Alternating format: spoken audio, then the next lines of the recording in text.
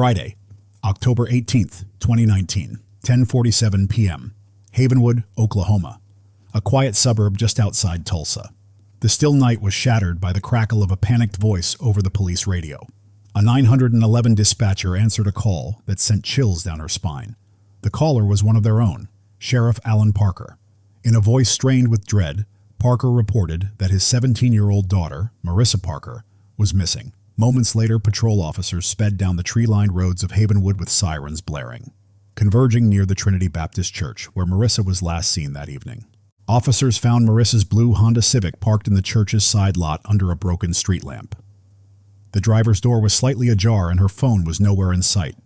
The autumn air was unseasonably cold as a light drizzle began to fall, droplets glistening on the car's hood. A lone sneaker lay on the gravel nearby.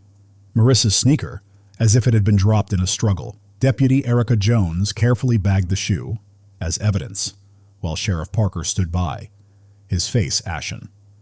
Under the flashing red and blue lights, the little suburban church took on an eerie cast. No one yet understood that they were standing at the entrance to a nightmare that would grip the entire nation. Marissa Parker was the kind of teenager who made her father proud. An honor roll student at Havenwood High and a regular volunteer at Trinity Baptist Soup Kitchen, she was known for her warm smile and generous heart. After Marissa's mother passed away from cancer 3 years prior, she became even closer to her father, Alan, who juggled the demands of being county sheriff with raising his only child. Their home life on Sycamore Lane was quiet but loving. Marissa helped her dad with chores and often went jogging along their country road on early mornings. Yet in recent months, those who knew her noticed she had grown slightly withdrawn and pensive, as if something was on her mind. Sheriff Parker figured it was just typical teenage growing pains, or perhaps lingering grief for her mother. A pillar of support for Marissa during tough times was Pastor Jonathan Phillips, the charismatic, 54-year-old leader of Trinity Baptist Church. He had presided over Marissa's baptism as a child and later delivered the eulogy at her mother's funeral, gently comforting the grieving Parker family. The community revered Pastor Phillips, a respected clergyman who ran charity drives, counseled troubled youth, and organized summer camps. He was known to take special care looking after teens who'd lost their way. Many parents in Havenwood felt relieved knowing their children had a trustworthy mentor in him. For Marissa, Pastor Phillips had been a guiding light after her mother's death, offering free counseling sessions and inviting her to help with church events to keep her engaged. The Parker family considered him a close friend. Havenwood itself was an idyllic place, the kind of small American town where crime was mostly limited to minor vandalism or the occasional petty theft. So when a local teenager vanished the year before, it rattled the community deeply. Lindsay Sheffield, a 15-year-old choir member, disappeared while walking home from a church youth choir practice in October 2018. A few months later, in March 2019, a 16-year-old boy named Noah Whitaker never made it home after a late-night basketball practice. Both cases remained unsolved. Sheriff Parker's department scoured every lead but found no trace of the teens beyond a couple of personal items, a school notebook of Lindsay's near a creek, and Noah's backpack left in his high school parking lot. Rumors swirled that a kidnapper might be preying on Havenwood's youth, but with no evidence or witnesses, the investigation stalled. Anxiety gradually settled into an uneasy vigilance in the town. That disquiet now loomed large as Sheriff Parker faced a parent's worst fear unfolding in his own life. Friday, October 18th, 2019. Earlier that day, Marissa's day began ordinarily enough. She went to school, attended her classes, and in the late afternoon texted her father about her plans. Trinity Baptist was hosting a weekend charity rummage sale, and Marissa had volunteered to help Pastor Phillips sort donated items that Friday evening. In her last text to Sheriff Parker at 5:22 p.m., she wrote, "Heading to church now to help Pastor J. Should be home by 9. Love you." Alan Parker replied with a brief, warm, "Okay, be safe." A routine exchange neither imagined would be their final messages.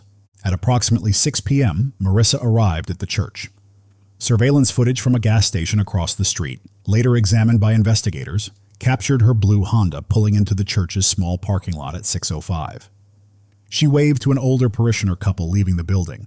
They later recalled Marissa's bright smile as she greeted them. Inside the fellowship hall, she joined Pastor Phillips in organizing boxes of donated clothes and canned goods. By all accounts, about half a dozen church volunteers were present until around 7:30 p.m. An evening of friendly chatter, sorting donations, and soft hymns playing from a radio in the pastor's office. By 7:45 p.m., the event was winding down. Volunteers gradually filtered out, thanking Pastor Phillips and Marissa for their efforts. Marissa stayed a bit longer. Ever diligent, she offered to help Pastor Phillips with the final cleanup and double-check that all the doors were locked. One volunteer, Grace Miller, remembered joking with Marissa on her way out. "Don't work too hard." Marissa had laughed and waved goodbye. Grace was the last person, besides the pastor, to see Marissa before she vanished. What happened between 7:45 p.m. and roughly 8:30 p.m. inside Trinity Baptist Church remains a matter of painstaking reconstruction. No one outside the church saw or heard anything unusual during that time. Around 8:15 p.m., Marissa tried calling her friend Kayla Peterson, who didn't answer, and minutes later she traded a few casual texts with a classmate about a homework question. All communication from Marissa's phone ceased after 8:22 p.m. By 9 p.m., a light rain was falling as Sheriff Parker sat at home, growing increasingly anxious. Marissa was never late without checking in. He called her phone twice. Both calls went straight to voicemail. At 9:20 p.m., worry gnawing at him, Parker grabbed his keys and drove toward the church, thinking perhaps her car had broken down or she had lost track of time. Parker's SUV pulled into the church parking lot at around 9:30 p.m. He immediately spotted Marissa's Civic, still there, near a side entrance. His gut clenched. The car's passenger door was slightly open and her purse lay on the seat. Stepping out into the drizzle, he called out, "Marissa!" His voice echoed off the brick walls of the darkened church, but there was no answer except the steady patter of rain. Seeing no sign of her, he found the church's main doors locked. Using a spare key Pastor Phillips had given him for emergencies, Parker entered the dark, silent sanctuary, calling his daughter's name into the emptiness. The only sound was rain, tapping against the stained glass windows. He swept his flashlight through the aisles between wooden pews, then the tiny office and Sunday school classrooms, desperately hoping to find her. Everything was neat and undisturbed, with no obvious signs of a struggle. Descending into the musty basement storage room where rummage sale donations were stacked, Parker swept his flashlight over rows of boxes and folded tables. Nothing. With mounting dread and no sign of Marissa, he realized he needed backup. By 10 p.m., his voice shook as he radioed for assistance, managing to relay the basics. His daughter was missing and was last known to be at the church. Within minutes, 2 patrol cars arrived, lights flashing. Deputy Mark Higgins and Deputy Erica Jones joined the search of the church and the surrounding grounds. They too found nothing inside. No blood, no note, no indication of an accident. Outside, however, Deputy Jones's flashlight illuminated a crucial clue at the edge of the parking lot. A single white Nike sneaker lying on the gravel behind the fellowship hall. It was quickly confirmed as Marissa's. The shoe's presence, as if lost during a struggle, and the fact that Marissa's car and belongings were left behind all pointed to one grim conclusion. She had likely been abducted. As midnight approached with still no sign of Marissa, Sheriff Parker's worst nightmare was coming true. Authorities treated the situation as a critical missing person case, with strong suspicion of foul play. An Amber Alert went out statewide just after midnight, giving Marissa's description: 17 years old, 5'6", brown hair, green eyes, last seen at Trinity Baptist Church in Havenwood wearing blue jeans and a gray Havenwood Cares t-shirt. Officers expanded the search radius, combing nearby streets, fields, and trails with flashlights and a K9 tracking dog. Sheriff Parker stood by his daughter's abandoned car in the rain, feeling desperation wash over him. In a matter of hours, he had gone from the town's steadfast lawman to a terrified father clinging to hope. The investigation into Marissa's disappearance began in full force at dawn on October 19, 2019. The case, high profile because the victim was the sheriff's daughter, drew immediate attention from the Oklahoma State Bureau of Investigation, OSBI, and the local FBI field office. Sheriff Parker, torn between duty and anguish, asked OSBI to take lead to avoid conflicts of interest, but he remained a constant presence as an anxious parent. Detective Lauren Riggs of OSBI coordinated efforts with Havenwood Police. That Saturday morning, Havenwood residents awoke to police sirens and Amber Alerts on their phones. The high school gymnasium became a search headquarters as scores of volunteers, friends, neighbors, church members came forward to help. They formed search parties to canvass the town's outskirts, trudging through wooded areas and ditches for any trace of Marissa. Pastor Jonathan Phillips helped organize a prayer vigil at Trinity Baptist, offering comfort and coffee to volunteers as they gathered to search. Law enforcement, meanwhile, began meticulously reconstructing Marissa's last known movements. Investigators interviewed all the volunteers from that night. Everyone's story was the same. The charity work ended routinely, and Marissa was last seen around 8 p.m. tidying up with Pastor Phillips. This timeline left roughly a half-hour window, about 8 o'clock to 8:30 p.m., in which Marissa vanished, with her car still in the lot and no indication she left on foot. Investigators theorized that she had to have been taken in a vehicle. The working assumption was that an unknown assailant might have lurked near the church and seized the chance to grab her as she walked to her car. The idea of a predator attacking a girl outside a house of worship sent ripples of alarm through Havenwood. Parents, recalling Lindsay and Noah's disappearances, feared a serial kidnapper was stalking their town. Over the weekend, rumors and theories swirled on social media. In local Facebook groups and at the town diner, people traded anxious speculations. Some suggested a human trafficking ring. Others whispered about occult activity due to the church connection. A few pointed fingers at out-of-town laborers or the rare locale with a criminal past. The fact that Marissa was the third teen to vanish in just over a year could not be ignored. The once trusting community was on edge. Streets emptied early, and many families kept their children under strict curfew. Detectives also revisited the unsolved cases of Lindsay and Noah. In each instance, the teen had disappeared after attending a church activity. This raised a chilling question. Could the perpetrator be someone within the community? Perhaps even someone from the church itself. Meanwhile, the disappearance of the sheriff's daughter, following 2 other vanishings, drew intense media coverage. Within days, news vans lined Havenwood's Main Street and national reporters clamored for details. Online, true crime forums buzzed with theories. But in town, most people still couldn't fathom suspecting their beloved Pastor Phillips. The public narrative continued to presume a lurking stranger was responsible. Investigators also pursued other leads, at one point questioning a local ex-convict, but found nothing linking him to Marissa's disappearance. On October 24, 2019, nearly a week after Marissa vanished, a breakthrough occurred. A state highway road crew clearing brush about 15 miles west of Havenwood discovered a cracked smartphone in a ditch. It was Marissa's phone. Despite water damage from recent rains, forensic technicians were able to extract data.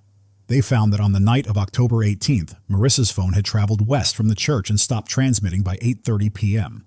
More chilling was an unsent text message saved on the device, addressed to her father at 8:24 p.m. that read, "Dad, something is," before ending abruptly.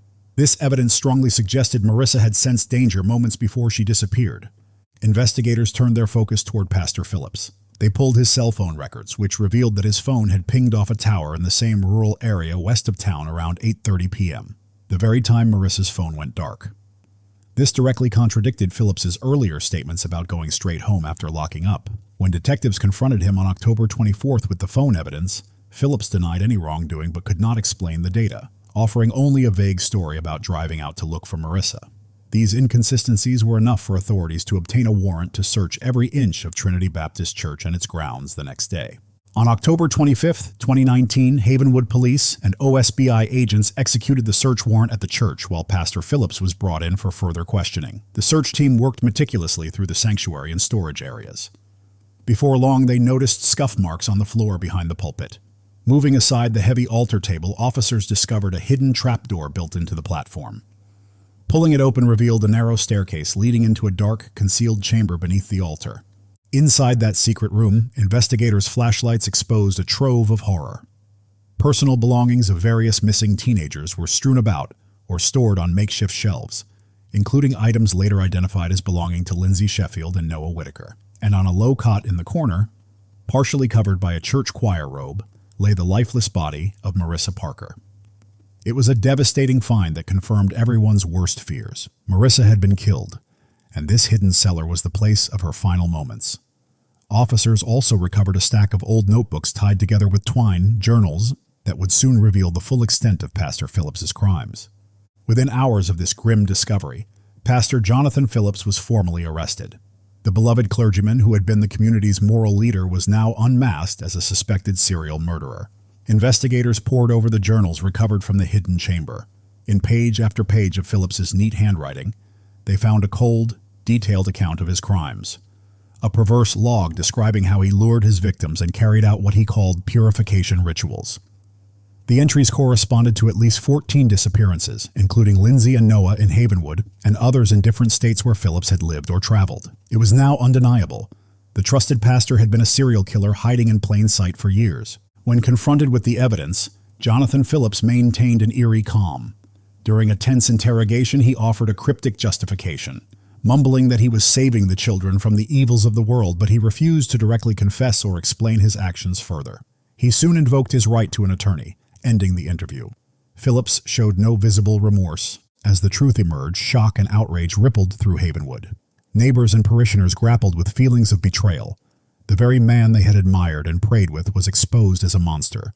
Sheriff Alan Parker, devastated and furious, nearly attacked Phillips when their paths crossed at the station. It took 2 deputies to hold the enraged father back. News media swarmed the town, and the nation watched in disbelief as more details of Pastor Phillips's double life came to light. In the months that followed, Jonathan Phillips was indicted on multiple counts of murder, kidnapping, and other charges. Facing overwhelming evidence, he opted to plead guilty to all charges to avoid a potential death sentence. In mid-2020, a judge sentenced him to life in prison without the possibility of parole, ensuring he will spend the rest of his days behind bars. At the sentencing hearing, families of the victims confronted Phillips with grief and anger. Sheriff Parker spoke about the profound betrayal and heartbreak Phillips had brought upon the community and his own family. Throughout the statements, Phillips sat unmoved and offered no apology. The judge's words were blistering as he imposed multiple life terms. The courtroom let out a collective sigh of relief, knowing Phillips would never be free again. Trinity Baptist Church was closed and never reopened. In fact, the altar under which Phillips committed his crimes was torn out during renovations, and the space was later turned into a simple memorial garden for the victims. In early November 2019, Marissa Parker was laid to rest in a funeral attended by hundreds. In a poignant tribute, Sheriff Parker removed his badge and placed it on Marissa's coffin, a silent, heart-wrenching resignation from his role as sheriff. Havenwood is a town forever changed by these events. Neighbors have grown closer, leaning on one another to heal. The community established scholarships and held charity drives in memory of Marissa, Lindsay, Noah, and the other lives stolen by Phillips, determined to bring something good out of the tragedy. Counselors worked with students and families to help rebuild a sense of security and trust. This case stands as a chilling reminder that sometimes the greatest danger lies where it's least expected. A man who walked among the townsfolk as a symbol of faith was, in fact, a predator in disguise. The story of Pastor Jonathan Phillips shocked the nation and left an indelible mark on Havenwood, a stark lesson that evil can hide in plain sight, and that vigilance is needed even in the places we once felt safest.